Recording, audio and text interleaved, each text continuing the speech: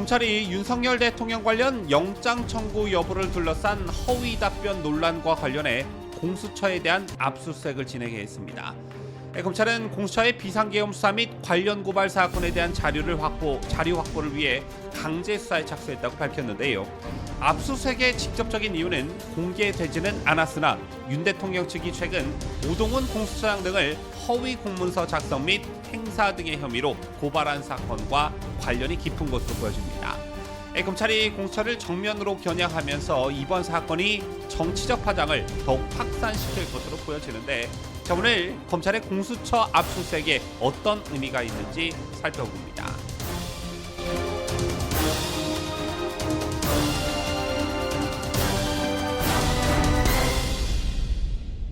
시청자 여러분 안녕하십니까? 뉴스데일리 베스트 민앵커입니다.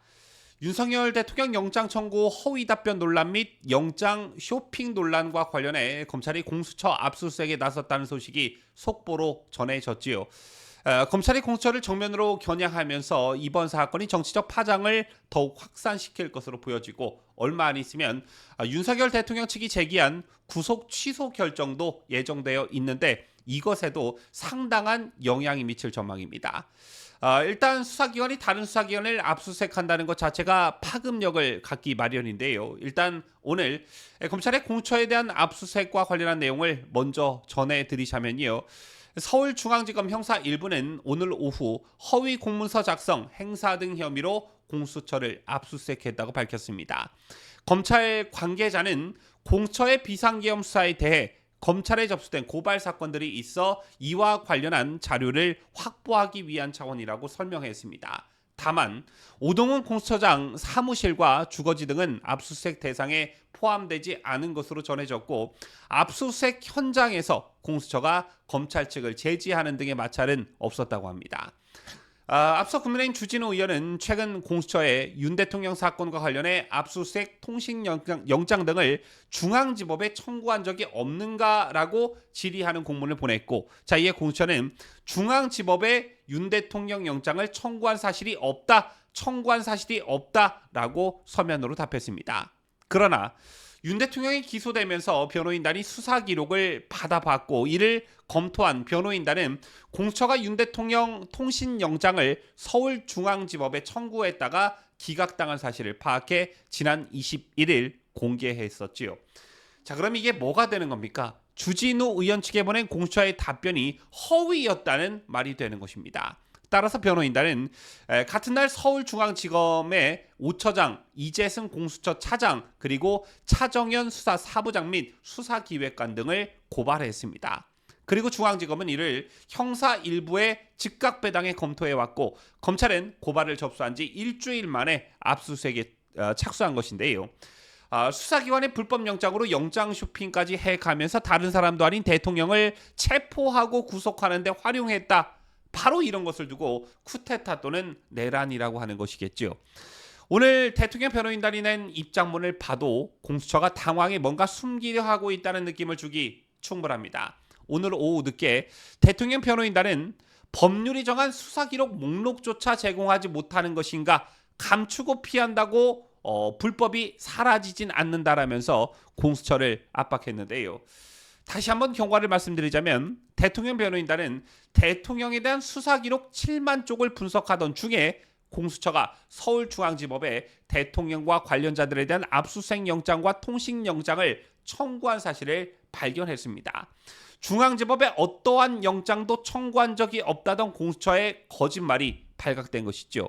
자, 밖에 또 대통령 변호인단은 공수처가 검찰에 자료를 제출하는 과정에서 일부 자료들을 증거 기록에서 누락했음을 발견하기도 했습니다. 그래서 보다 확실한 사실관계 파악을 위해 대통령 변호인단은 지난 24일 검찰과 공수처의 수사 과정에서 작성된 일체의 수사 기록 목록에 대한 열람 등사를 신청했다고 합니다.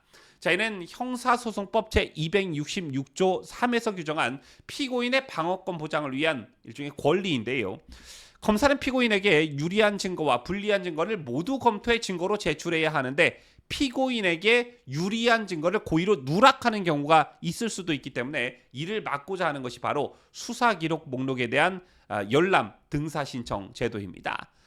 그런데 검찰과 공처의 태도가 완전히 달랐다는 것입니다. 대통령 측의 수사기록 목록 열람 등사 신청에 따라 검찰은 지난 26일 대통령 변호인단의 수사기록 목록을 제공했다고 합니다.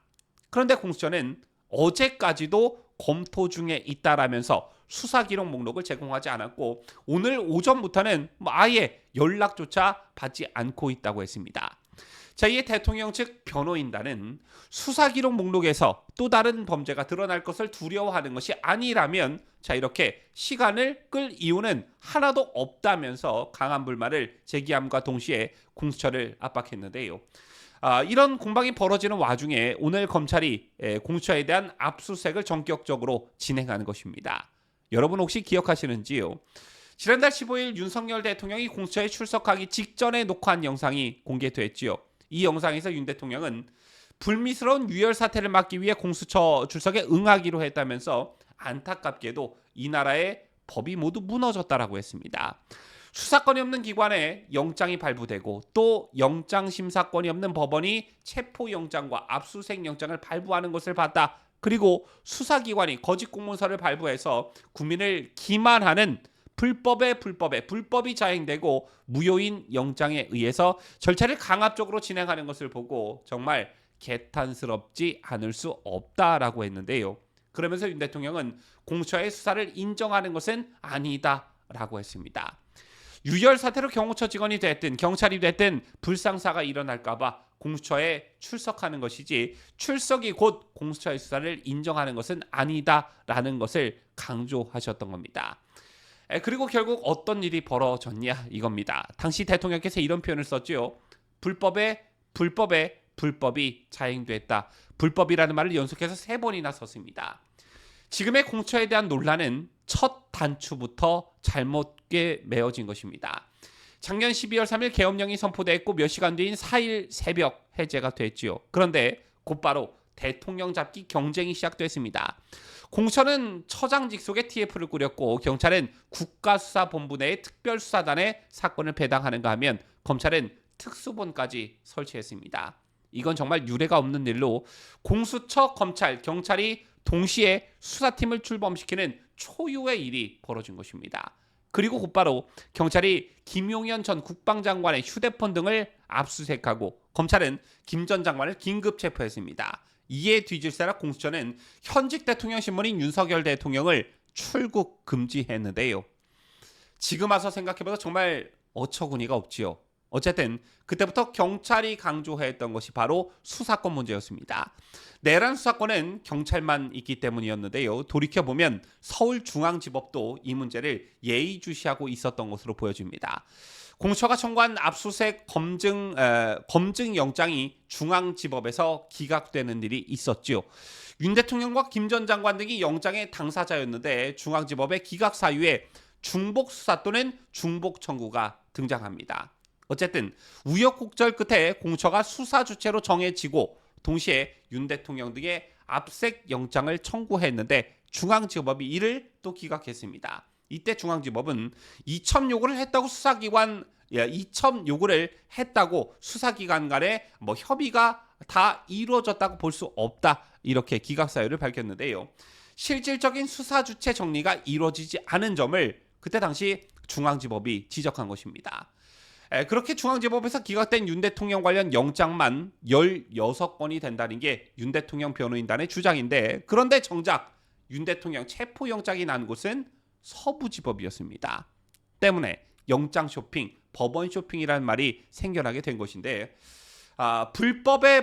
불법을 쌓아올린 수사 이게 다른 사람도 아닌 현직 대통령에게 자행됐습니다. 다른 맛 할 것 없이 사안의 중대함에 따라 검찰은 공수처를 엄격히 수사하고 중앙지법 지기현 부장판사는 윤석열 대통령을 즉각 석방하길 바랍니다. 지금까지 저는 자유대한민국을 소화하는 뉴스데일리 베스트 민앵커였습니다.